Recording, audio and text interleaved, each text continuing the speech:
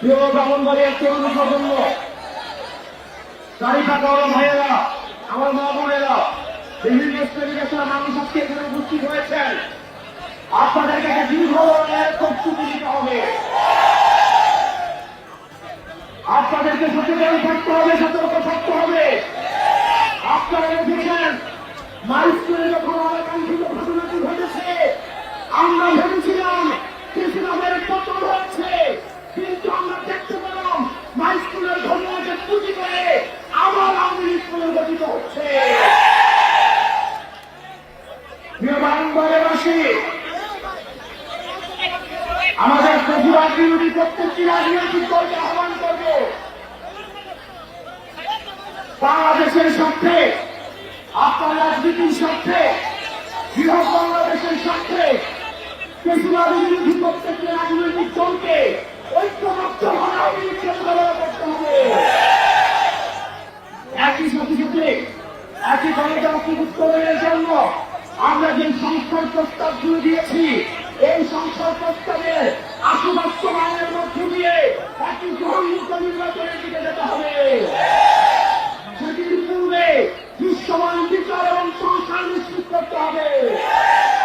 আমাদের আপার হাউজে অবশ্যই নিশ্চিত করতে হবে।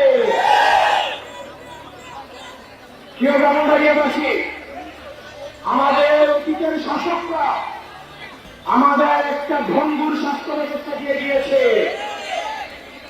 আপনি রাস্তায় বের হন, আপনি বাসে চাপা পড়ে মরবেন, আপনি হসপিটালে যান, চিকিৎসা অভাবে মারা যাবেন, আপনি বিমান দুর্ঘটনায় মারা যাবেন, লঞ্চ দুর্ঘটনায় মারা যাবেন। বাংলাদেশের একটি স্বাভাবিক মৃত্যুর নিশ্চয়কে রাষ্ট্র আমাদেরকে দেয় নাই। আমরা একটা স্বাভাবিক মৃত্যুর নিশ্চয়তা চাই। এই রাষ্ট্রের কাছে, অন্তর্বর্তীকালীন সরকারের কাছে আমরা চেয়েছিলাম একটা পুনর্গঠিত রাষ্ট্র ব্যবস্থা। দুঃখজনক বিষয় হচ্ছে আমাদের সাবেক স্বাস্থ্যমন্ত্রী শ্রী ইন্দ্রজিৎ দাস,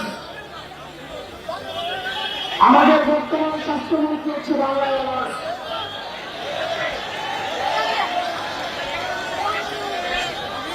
অন্তর্বর্তীকালীন স্বাস্থ্য ব্যবস্থা কোনো ছিল না। যারা দক্ষ এবং যোগ্য মানুষ ছিল তাদেরকে সরকারি বসিয়ে বাংলাদেশের মানুষকে দেখিয়ে দেওয়া উচিত ছিল স্বাস্থ্য ব্যবস্থা কেমন হওয়া উচিত। অত্যন্ত পরিচয়ের বিষয় আমরা দেখেছি একটা ভঙ্গুর স্বাস্থ্য ব্যবস্থা, একটা অযোগ্য স্বাস্থ্য ব্যবস্থাকে দিয়ে এই স্বাস্থ্য ব্যবস্থা পরিচালনা করতে। বাংলাদেশে কি কোনো ডাক্তার ছিল?